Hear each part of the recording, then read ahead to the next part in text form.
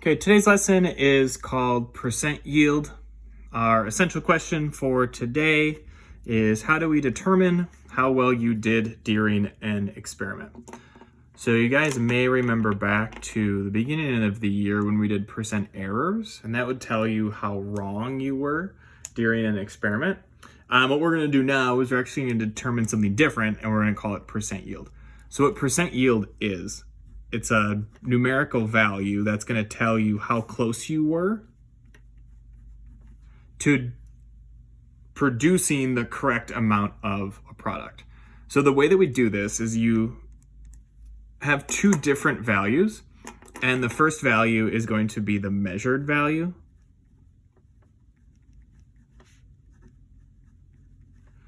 So we'll keep this kind of terminology the same as when we did percent error, because percent error was measured minus actual divided by actual.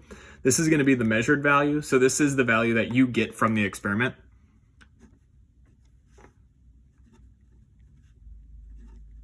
So you actually get this from your data. This is the value that you measure when you're all done. What you're going to do is divide that measured value. You're going to divide it by what we're going to call the actual value. So just like before with the percent error. This one right here, this value is going to be calculated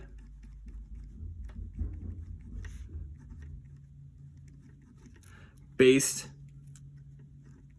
on your starting amounts.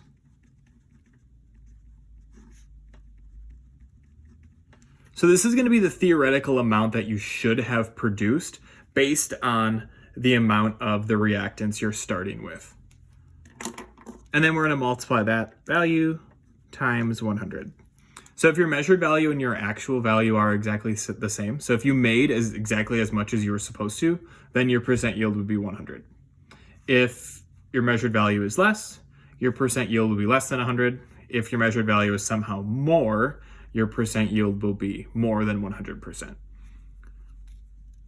So in this case right here, the reason why we're doing this percent yield after we do the limiting reagents is we need to figure out exactly what our actual value is, and we have to calculate limiting reagents in order to do that.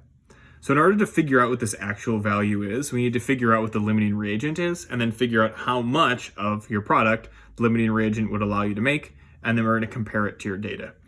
So we'll go through a practice problem to do this, and the practice problem we'll do will hopefully illustrate how exactly to go about figuring out the percent yield. So for example, let's just say we have a single replacement reaction with sodium reacting with water. So in some of these reactions, I'll write the H2O as HOH. I just left it as H2O this time.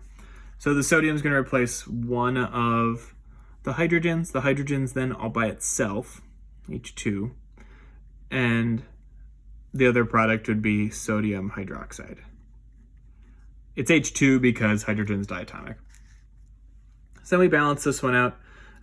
We look through it. We're going to need a 2 in front of this guy, in front of the H2O. That'll give us 4 hydrogens. We'll have 4 hydrogens if we put a 2 right here. So 2 plus 2 hydrogens is 4 hydrogens. Now we have 2 oxygens, 2 oxygens, 2 sodiums, and this will balance it out. 2 sodiums right there. So from this reaction right here, we're just going to write out kind of a practice problem for this and then kind of walk through all the different parts of it.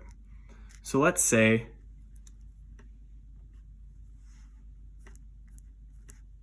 you produced 5 grams of hydrogen from the reaction of 230 grams of sodium with an excess amount of water. What is your percent yield? So what's going to be different about these problems is this is going to look a lot like those limiting reagent problems when we had two different values for our reactants. But let's actually walk through and figure out what each of these different terms mean. So it says right here, you produced 5 grams of hydrogen. Hydrogen is one of our products, so it's good that it says produced 5 grams of hydrogen. So 5 grams of hydrogen was made. This value right here, that's actually going to be our measured value.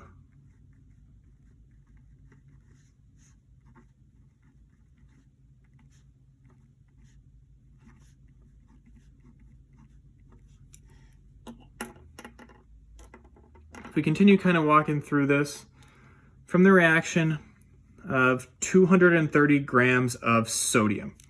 So this right here, 230 grams of sodium. That's one of our given values.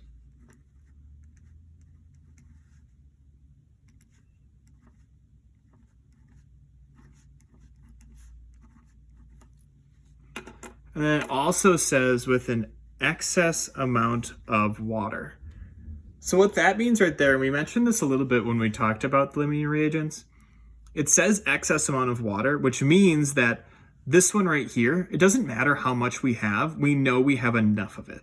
So we know that this reaction right here is going to be limited by the amount of sodium that we have, and the amount of sodium we have is 230 grams. So it doesn't matter how much hydrogen we can produce from the water, it's telling us we're going to have more water than we need. And then the last thing in here, it asks us for what the percent yield is going to be. The last thing now that we have to figure out is what our target value is. It doesn't actually tell us what our target is, but we can look back to see what our measured value is, and it says 5 grams of hydrogen. So our target value in this case is going to be grams of hydrogen. Another thing about this target value that's super important is that this right here, this target value is actually going to be our actual value. So for our equation for percent yield, we said it's measured divided by actual. We have the measured value already. We need to figure out what the actual value is, and that's going to be the target for our mole ratio conversion. So we have our measured value, 5 grams of hydrogen. We have our given value, 230 grams of sodium. And now we have our target, grams of hydrogen, which is also our actual value. So let's go through this problem now and figure out what our answer is going to be. So if we start, see if I can get that down. There we go. Okay, so this conversion right here, we're going grams all the way to grams. This is going to have 3 different conversions. So I need to draw a horizontal line and my 3 vertical lines. So my given value, again, goes in the top left, 230 grams of sodium. The first conversion we're going to do is dividing by the molecular weight of our given. So it'll be 1 mole of sodium divided by 23 grams of sodium. It's 23 because that's the molecular weight on the periodic table. So this is dividing by molecular weight of our given value. The next thing we're going to do is our mole ratio. Our target value is grams of hydrogen. Our given value is grams of sodium. So if we look back to our balanced chemical equation, we're going to have to look at our given and our target. So our target value we said is hydrogen right here. Its coefficient is 1. So it'd be 1 mole hydrogen. Our given is sodium, so it would be 2 moles sodium on the bottom. So this right here, this is our mole ratio. So remember, it's always going to be coefficient of our target on top, coefficient of our given on the bottom. And then the last step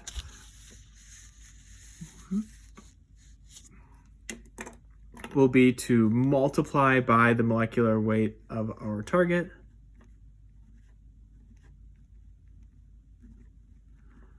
Target is hydrogen. The molecular weight of hydrogen is 2. 2 grams of H2 for every 1 mole of H2. So now let's make sure the units cancel out. So we have grams of sodium on the bottom, or top, and grams of sodium on the bottom, moles of sodium on top, moles of sodium on the bottom, moles of hydrogen, and moles of hydrogen. Okay, so now let's go through this one. I don't think we need our calculator for this. So we have 230 divided by 23, so that's 10. Divided by 2 is 5, times 2 is 10. So the answer for this would be 10 grams of hydrogen. We already said that this right here, this is the same as our actual value. So this is the amount that should have been produced had everything gone perfectly. So had our reaction gone perfectly and we hadn't lost anything, nothing got stuck in the beaker, nothing got spilled, we should have produced exactly 10 grams of hydrogen. From our problem, what it said earlier was that we produced 5 grams of hydrogen. So in order to calculate the percent yield,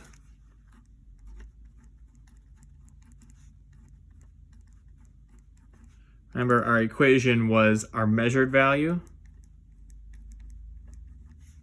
divided by our actual value times 100.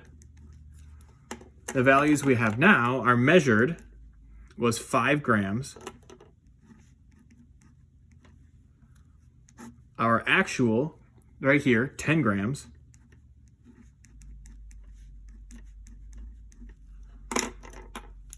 Five divided by 10 times 100 would be 50. So this would be a 50% yield, and that would be our answer.